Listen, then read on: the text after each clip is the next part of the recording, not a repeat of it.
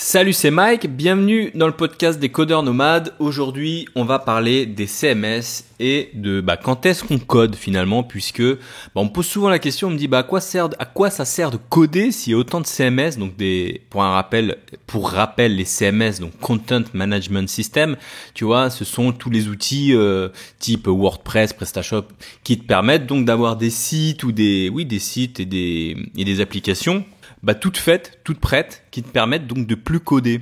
Donc aujourd'hui, on va parler de ça. Je vais commencer par une petite histoire. Moi, j'avais un pote freelance, une connaissance qui était en freelance. D'ailleurs, c'était un ancien bibliothécaire, prof d'histoire, qui s'était reconverti à la freelance, reconverti au JavaScript, et qui était devenu donc freelance.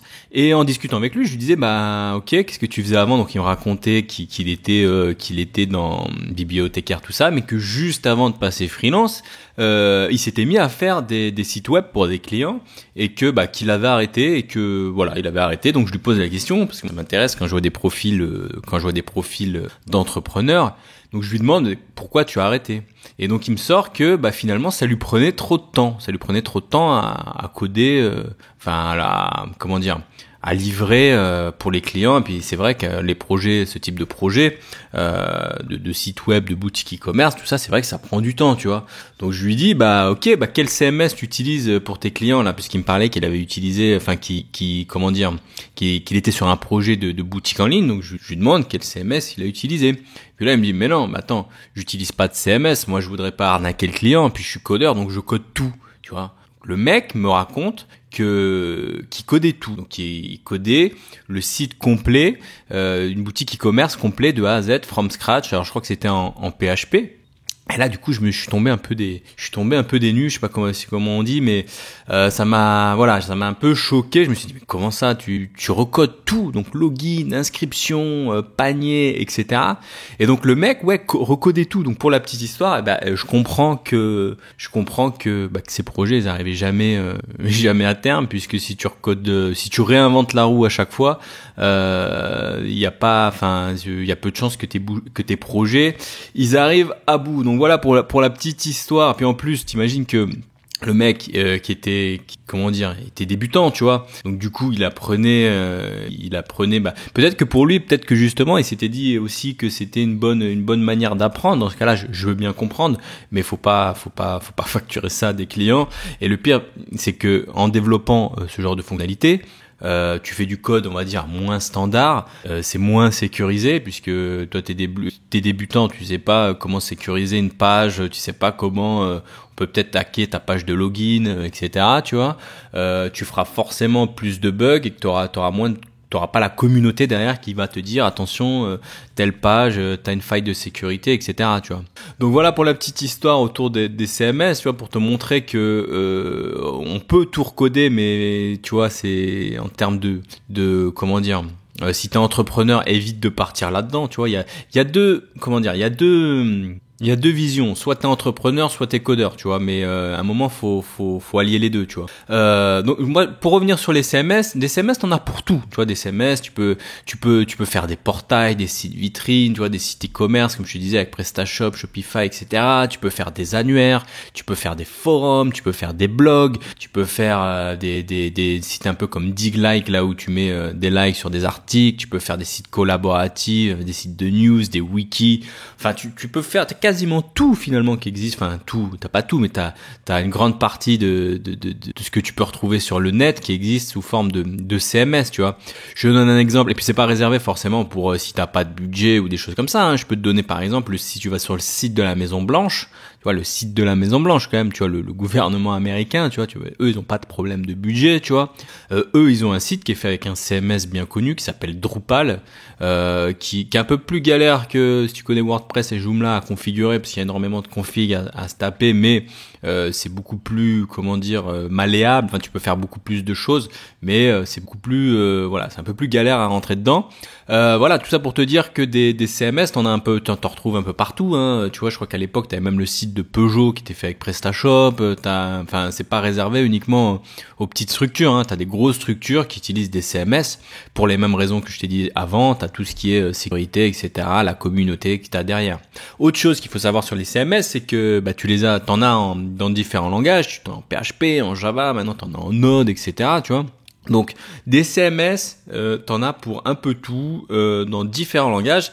Alors tu vas me dire, ok, bon, très bien, mais alors finalement, quand est-ce qu'on code? Est-ce que c'est comme l'intelligence artificielle, ça va remplacer notre boulot ou quoi? Tu vois, quand est-ce que finalement on code si t'as des CMS qui couvrent quasiment tout? Alors la réponse c'est ça dépend. Encore une fois, ça dépend des projets. Je vais te donner un exemple.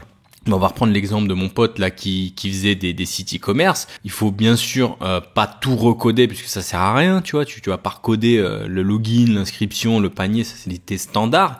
Donc tu vas coder quoi en fait sur un projet? Prenons l'exemple d'un projet e-commerce. Qu'est-ce que tu vas coder sur ce type de projet? Ça va dépendre de ton client. Et imaginons ton client dise ok, moi je veux un site e-commerce classique avec des produits, un panier, etc. Donc jusqu'à là tu vas utiliser un CMS type PrestaShop.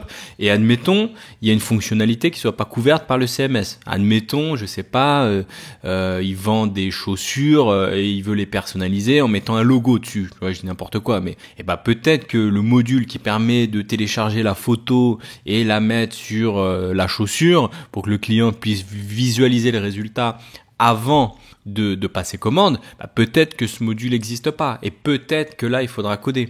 Donc finalement tu codes quoi? Tu codes que les parties très spécifiques qui sont pas couvertes par les CMS et même j'ai envie de te dire, en faisant que ça, ton projet il est pas garanti non plus. C'est pas parce que tu sais, souvent on se dit mais alors attends, qu'est-ce qu'on fait si un CMS fait tout, le projet il sert plus à rien? Non, même avec 5% de spécifique à coder, tu peux galérer et ton projet n'est pas sûr d'aboutir. Prenons un autre exemple, je sais pas, tu as un opticien qui vient te voir qui dit OK, moi je fais un site et je veux une boutique en ligne, tout ce qu'il y a plus classique pour mes clients, enfin pour vendre mes lunettes. J'ai juste une toute petite fonctionnalité. J'aimerais bien que mes clients arrivent sur une page et qu'ils puissent visualiser les lunettes directement sur leur tête en affichant la webcam, par exemple. C'est une sorte de réalité augmentée. Tu vois, une toute petite fonctionnalité. Je peux te dire que t'es pas prêt de la sortir. Et si t'as les capacités de la faire, cette fonctionnalité, au lieu de te prendre la tête, de gaspiller ton temps à faire tout un tas de choses qui ne servent à rien, donc au lieu de passer ton temps sur des fonctionnalités qui ne servent à rien, comme par exemple, je sais pas, comme par exemple, je disais le login, le panier, etc. Tu te concentres uniquement sur les fonctionnalités spécifiques, comme par exemple, comme je disais, le fait de faire un truc en réalité augmentée en affichant les lunettes. T'imagines bien que ça va te prendre un temps énorme. Donc du coup, tu ne recodes pas toutes les fonctionnalités de base qui sont standards, etc. Donc voilà, comme exemple, on a quoi aussi? On a des exemples. Par exemple, je sais pas, si t'as un client qui te demande de faire un blog. Bon, tu vas pas recoder ce blog de A à Z. Tu vas réutiliser un truc comme WordPress, etc. En entreprise, on se pose souvent la question. En entreprise, on se dit attends, est-ce qu'on prend un CMS ou est-ce qu'on recode un peu toutes les fonctionnalités? C'est quelque chose qui revient souvent. Il y a aussi, tu sais, t'as beaucoup de ce qu'on appelle des progiciels. Tu vois, des progiciels sont de logiciels qu'on peut configurer, qui sont très génériques et qui permettent d'être ultra configurable pour s'adapter un peu à toutes les types de structures et d'entreprises. Et souvent d'ailleurs les projets de ce type de projet, type ce qu'on appelle les projets d'ERP, etc. Je peux te dire que c'est pas les projets qui réussissent le plus souvent dans les délais. C'est des projets galères et finalement tu codes peu et tu passes ton temps à configurer le truc et c'est une galère. Donc tout ça pour dire que les CMS, c'est pas parce que tu utilises un CMS que tout est déjà prêt, que c'est du tout cuit. Tu vois, t'as énormément de choses enfin peut-être pas à coder, mais à configurer, à maîtriser, à adapter pour mener à bien ton projet. Alors dans les entreprises, bien sûr qu'un CMS c'est plus rapide, t'as toutes les mises à jour de sécurité, les mises à jour de version de PHP, de machin, mais voilà, ça couvre pas tout, donc t'as du dev spécifique, puis t'es dépendant du CMS, tu vois. Tu peux en entreprise, il y a des entreprises, et nous on recode tout, tu vois, comme ça, t'es plus libre, t'es pas dépendant d'une plateforme, c'est plus coûteux, tu fais exactement ce que tu souhaites, mais bon, t'as pas toute la communauté derrière. Moi je te donne un exemple, par exemple sur la qu'on avait t'avait montré notre startup, la Fixtrip, j'en parle souvent, c'est une startup qui proposait, c'était une plateforme qui proposait des activités entre particuliers. Tu vois, un truc qui te permettait de devenir guide local, présenter ta région et te mettre en relation avec des touristes, tu vois. On aurait pu partir sur un CMS, tu vois. Je sais pas, on aurait choisi un CMS. Mais le truc derrière, c'est qu'on avait trop de spécifiques à développer derrière et ça nous saoulait de partir, par exemple, je sais pas, sur un WordPress et de faire des modules qui permettent de faire ce qu'on voulait, tu vois. Nous, on avait plus une vision long terme. On s'est dit, on va coder notre truc et comme ça, on a la main sur tout. On développe les fonctionnalités comme on veut et on fait ce qu'on veut avec les technos qu'on veut, etc. Tu vois. Alors ça c'était notre vision. Après je peux te dire un truc, c'est que après coup, tu vois, peut-être que ça aurait été plus stratégique de partir avec un CMS. Pourquoi ? Parce qu'on aurait pu être rapidement sur le marché. Un CMS en, je sais pas, de 3 semaines, 1 mois, tu peux être sur le marché, tu vois, tu peux être en ligne, disponible, visible, tu vois, avec très peu de fonctionnalités. Tandis que nous, ce qu'on a fait, c'est qu'on a été invisible pendant 8, 9, 10 mois, 1 an de dev avant d'être disponible sur le marché, tu vois. Et ça, c'est peut-être une erreur stratégique aussi.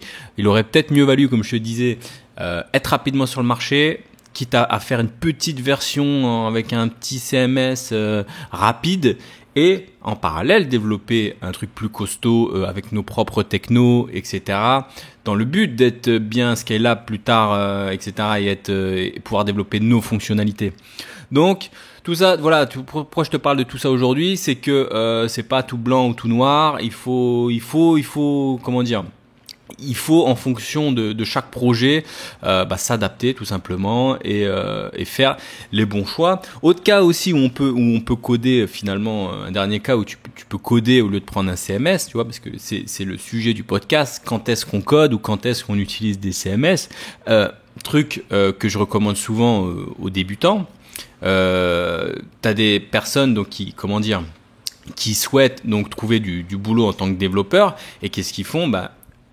Elles prennent un CMS, un WordPress souvent, et elles se font un CV rapidement avec un template qu'ils ont trouvé, et puis ça leur permet de faire un CV en ligne. Et c'est très bien de faire ça, mais donc, du coup tu codes pas grand-chose là-dedans, tu fais un peu de CSS, mais tu codes pas grand-chose. Alors si t'es web designer, oui c'est très bien, mais si t'es développeur, peut-être que c'est plus intéressant pour le coup de coder, je sais pas si t'es développeur React, là je pense aux personnes qui ont fait la formation React, peut-être que c'est plus important, c'est plus intéressant de coder ton CV de A à Z en utilisant React, en utilisant les technologies que tu as appris, en utilisant tout ce que tu sais autour de ce framework, et ça te permet de démontrer en quelque sorte tes capacités via un CV. Alors bien sûr, tu pourrais le faire directement en WordPress et ça te prendrait moins de temps.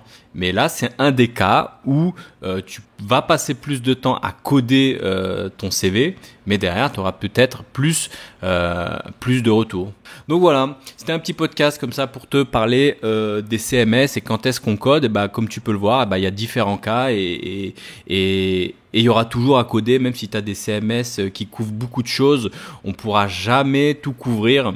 Tu pourras jamais tout couvrir avec un CMS. Tu auras toujours du spécifique à coder, tu auras toujours des choses à adapter, tu auras toujours des demandes particulières de clients, tu auras toujours des startups qui ont des choses particulières en fait qui n'existent pas dans des trucs génériques, dans des CMS génériques. Donc voilà, tu auras toujours à coder et je peux te dire que même si tu as toujours à coder, ça te permet de te concentrer finalement sur l'essentiel et éviter de se perdre dans des détails, des choses génériques, des choses banales qui sont inclus dans des CMS. Voilà, on arrive maintenant à la fin de ce podcast. Je te remercie de m'avoir écouté.